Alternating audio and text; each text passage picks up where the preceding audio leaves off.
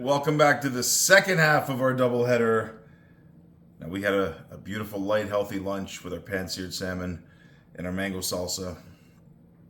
It's going to tide us over to dinner. We still got some work to do in the yard this afternoon, and so we are going to get started on a little bit of a treat for dinner. We are going to get started on Coach Joe's famous fried chicken. That's right. So we have here 3 whole chickens. These are broiler fryer type chickens. Probably 3.5 pounds each, close to 4. But what we're going to do is we're going to butcher these up. You can easily get chicken that's already pre-butchered. We were at a warehouse club this weekend, and we saw some good looking chicken. And so we said, you know what? Time to make some fried chicken. We haven't had this in a while. We don't have it all that often. Usually about 3 or 4 times a year. But it's been a little while, and so you know what? It's time to bring this beauty back. So all I'm going to do, I've got my 3 chickens here. I'm going to do some quick butchery. It is not difficult at all to butcher a chicken. You can, like I said, you can buy these in pieces and fry them up. Nothing wrong with that. But the most economical is if you buy your chickens whole. You can look at the quality of the chicken, quality of the bird, and to butcher these up really doesn't take a whole lot. So we're going to start off with our legs, and then we're going to get into our breasts. So what we're going to get is about 8 pieces out of each chicken. So we're going to get a leg, a thigh, and the 2 breasts. Once we cut those, all we're going to do is we're going to cut those in 2 pieces each. So 8 pieces of chicken. We will have the back and the carcass left over. Those we're going to use for soup and stock and other applications, so we're not going to throw those away. What we're going to do is we're going to get started. As you can see, there's a flap of skin here right on top of the leg quarter. All we're going to do is we're going to cut right through that, and as we do, we're just going to pull this right back. All we want to do is disconnect that joint. Once we do that, we go in behind, make sure we get the oyster. There we are.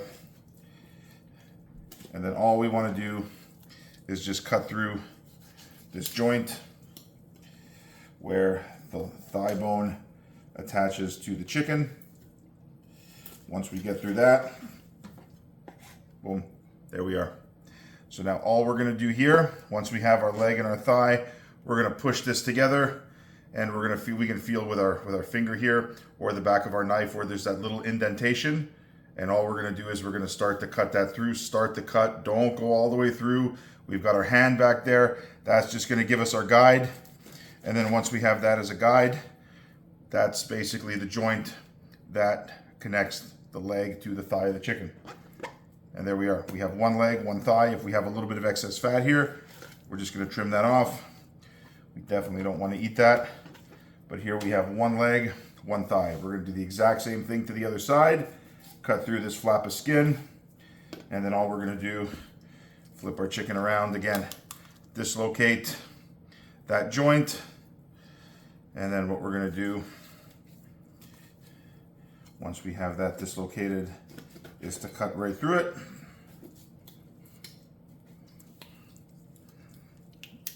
There we are. Boom. And we have 1 beautifully clean leg and thigh. We're going to pinch that together again. So we're going to pinch the end and the end of the drumstick. We're going to feel for that little indentation. Start the cut. Boom. Right through the joint. Just like that. Could not be simpler.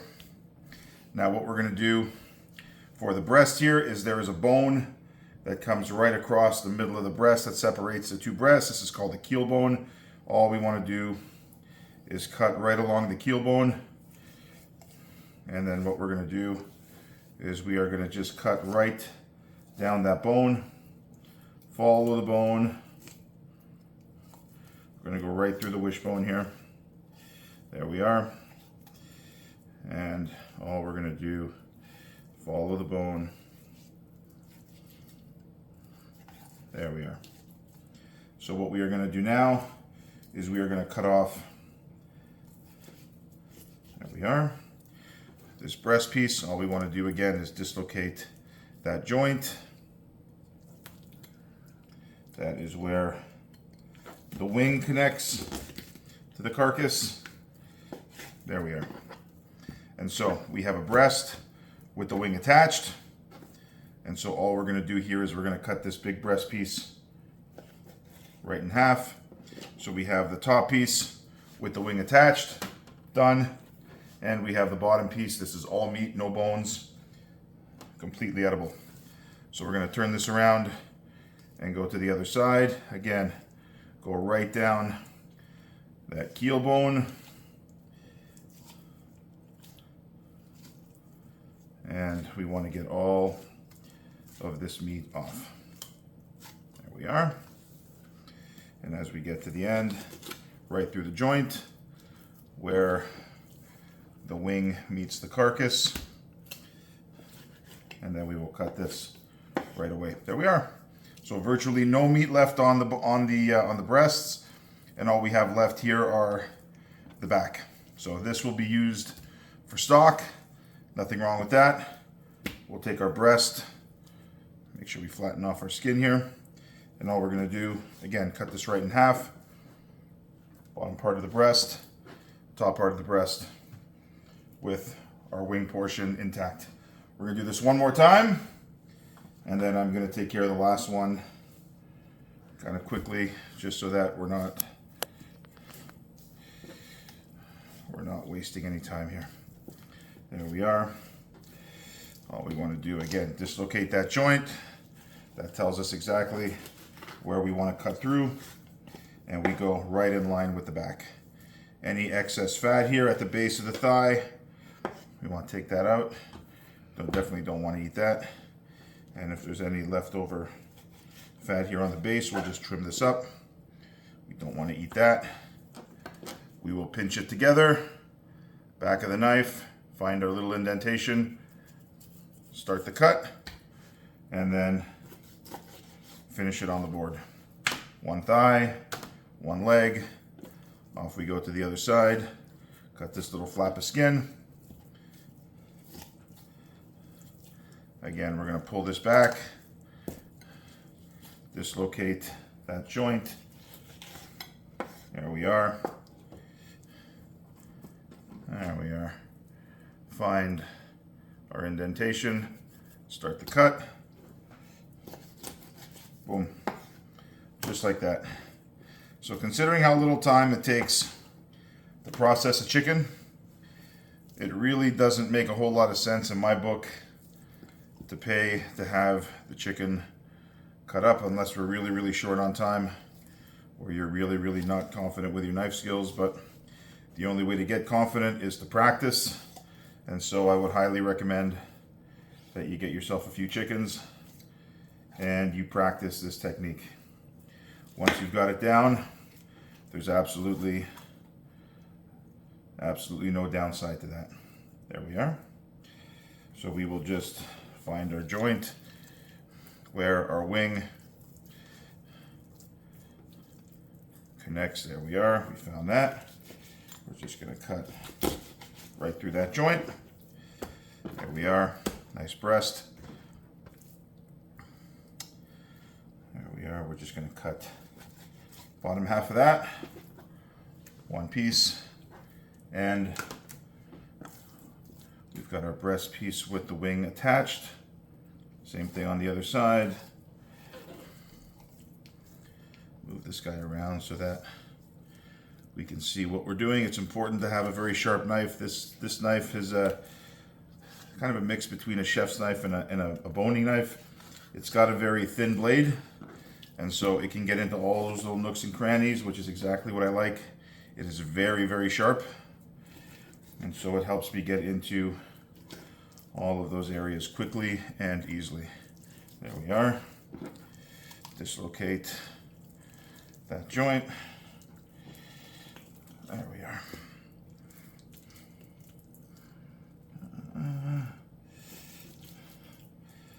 And there we are. Come on, this joint does not want to dislocate. And so we will look to go and find that. There we are. Done. All right. Cut our breast in half. We have our breast and our wing. There we are. And our second carcass is done. So I'm going to take care of this third bird, And then once we have everything ready to go, we'll move on to the next step. I will see you in about 2 minutes. All right, we are back. We've got our little zip top bag of chicken carcasses to go in the freezer for when we make stock. And we've got 3 chickens worth of chicken parts that we have here on our sheet pan. Now, the most important thing here is we need to get this into a brine. And I've done this with buttermilk. I've done this with different methods. This is the one that I find gets the most flavor into the meat as quickly as possible, and you lose nothing in terms of tenderness. So what I have here is a spice rub that I've made myself. These are all using flavors that I find are very conducive with chicken. And so I've got some sweet spices, some savory spices, but the most important thing is you've got a blend of sugar and salt. That is the basis for the brine.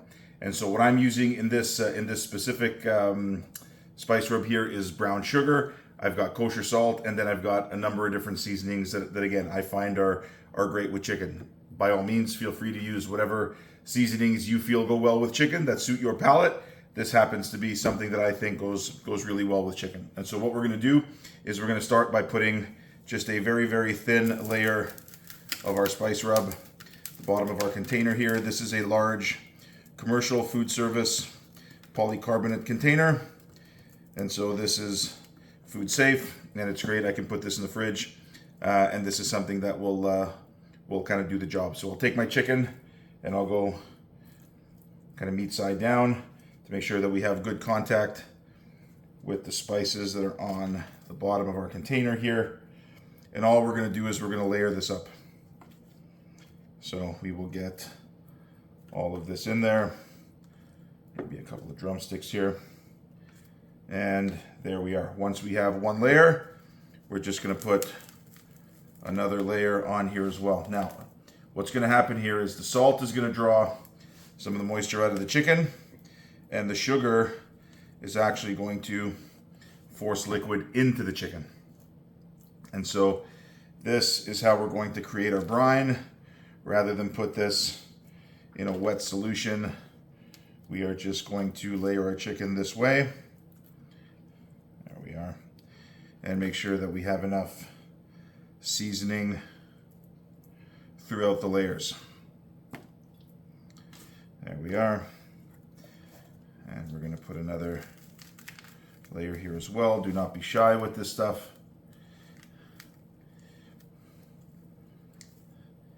Again, we're just using this to season our chicken, and the liquid that is left behind at the end, we're just going to discard that. We're obviously not going to eat that. And so we're going to give this one final layer. There we are. 1 and 2. There we are. That's it. That's all we need. These little pieces of chicken we're going to get rid of.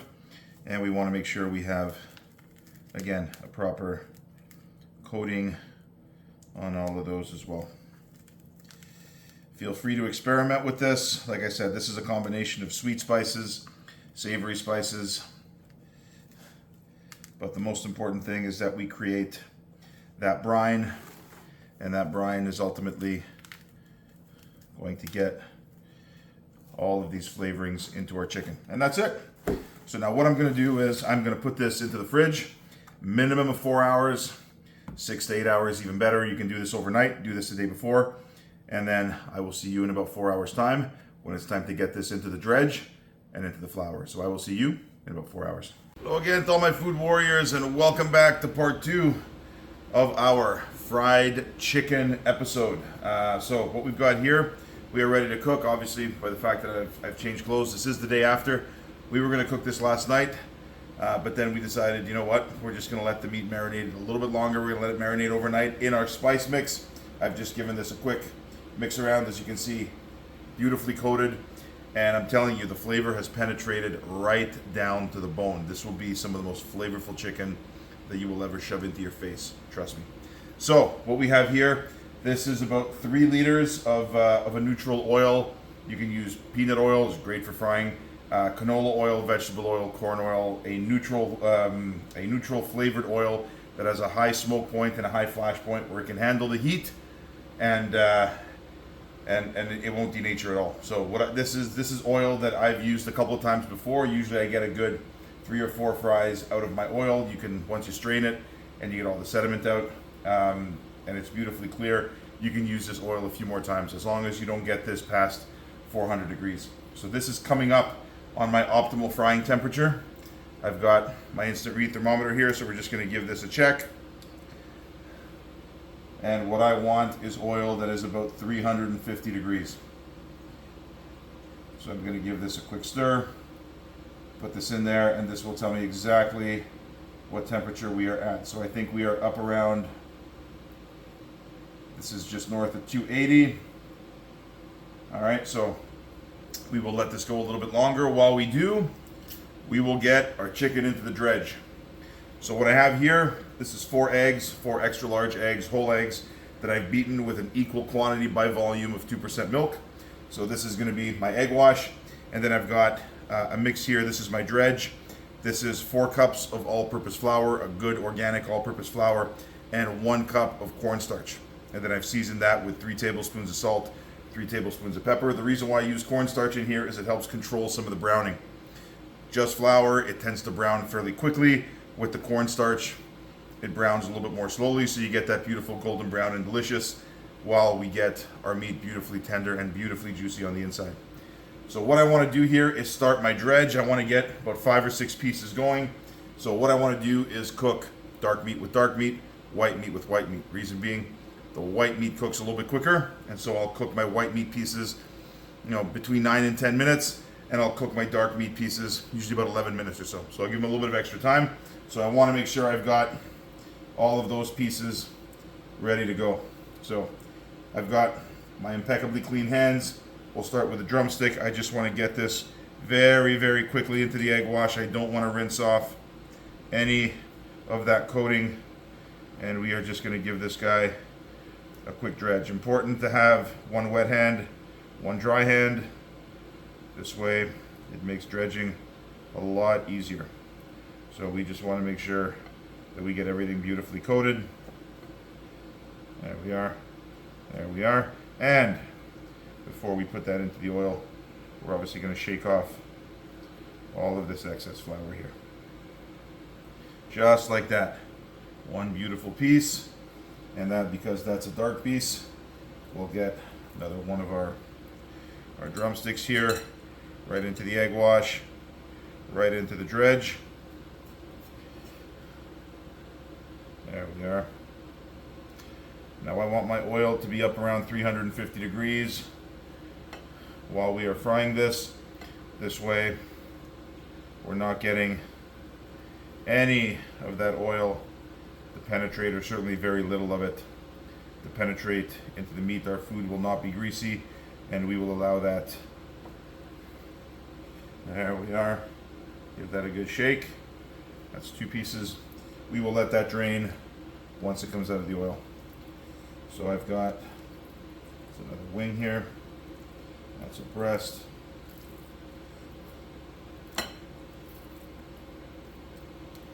Well, this looks like a thigh. No, that's a piece of breast. Aha, here's a thigh. There we are. So again, we want to make sure we have all of our dark pieces cooking together here.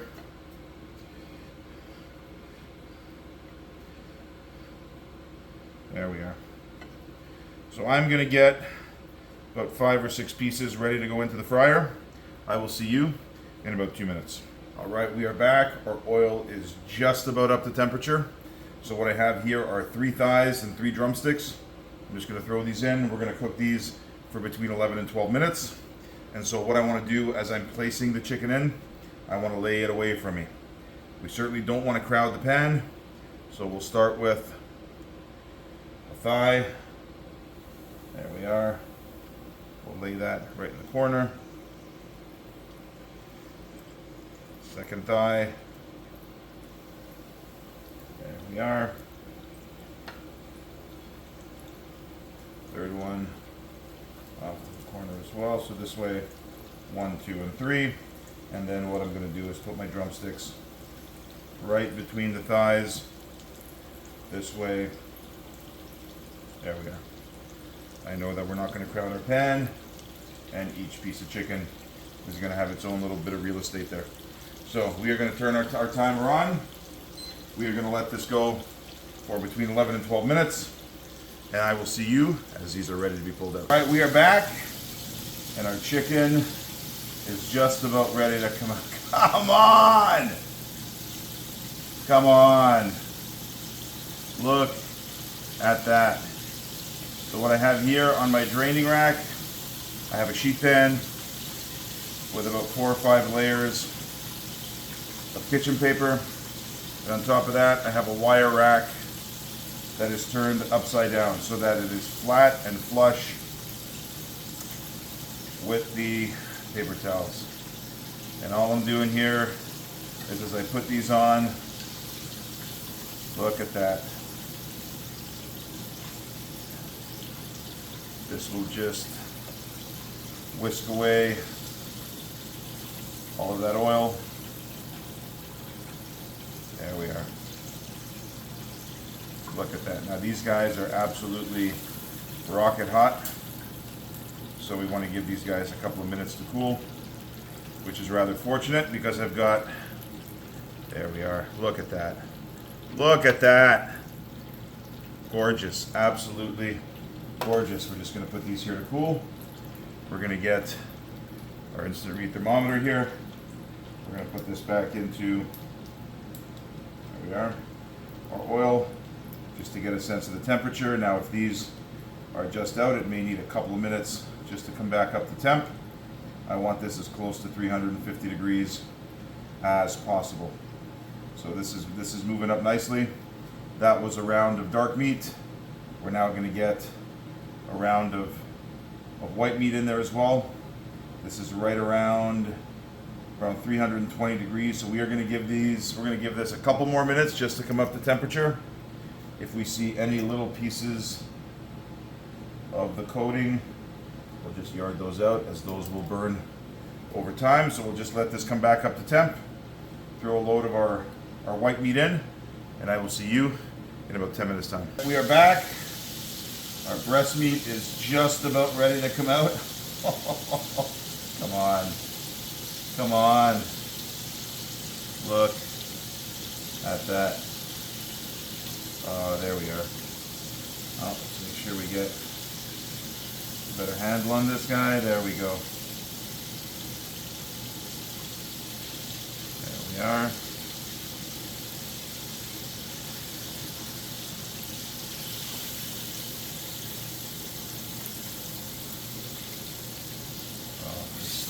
Just the smell in here is absolutely fantastic.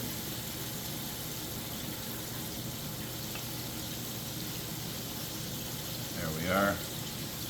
And we'll get one more out. So I'm just going to pause this here for a sec. So before we get all of this other chicken cooking here, we're going to get the family sat down to dinner. Now, this is a treat. This is not something that we eat every day, but certainly we're also not running a spa here. Every once in a while you want to eat something indulgent, and this is just one of those comfort food dishes that really kind of hits home. So we decided to make it this week. It's kind of getting up there in time. We were laid off the field tonight. You know, as a coach, there's nothing more satisfying than seeing a team come together. And we had our ladies out on the field tonight, had one of our league games, and they played absolutely phenomenally. It was just one of those evenings where, you know what, the team showed up with a high level of compete. They were focused, they were dialed in, they were in the zone, but everything was extremely positive. The attitude on the bench was great, everything was vibing, everything was positive. The ladies were cheering each other on. It was an absolutely fantastic evening. And normally, you know, fried chicken's good all by itself, but there's nothing better than a good plate of fried chicken after an experience that we had this evening. So, you know what, ladies, well done. Very proud of our performance this evening. You deserve the result that you got. But we are going to get right in here, and we are going to give this a quick taste test. So I'm going to go right in for a drumstick here. Look at this. Look at this.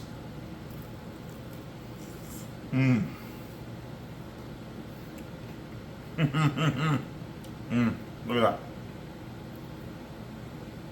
Beautifully cooked all the way through. Beautifully moist. Beautifully juicy. And the seasoning has penetrated right down to the bone, just as we thought it would. That's a fantastic recipe. Fantastic brining method.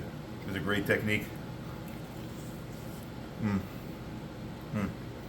Now we're going to serve this up with a big platter just of raw crunchy vegetables, carrots, celery, snap peas, cucumbers.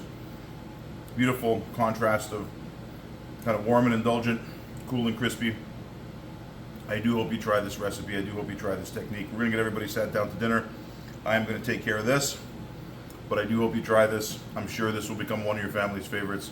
As always, this is Coach Joe saying, do like and subscribe if you find the content at all useful. Do share it, as that is what we're all about, and I will see you on the next one.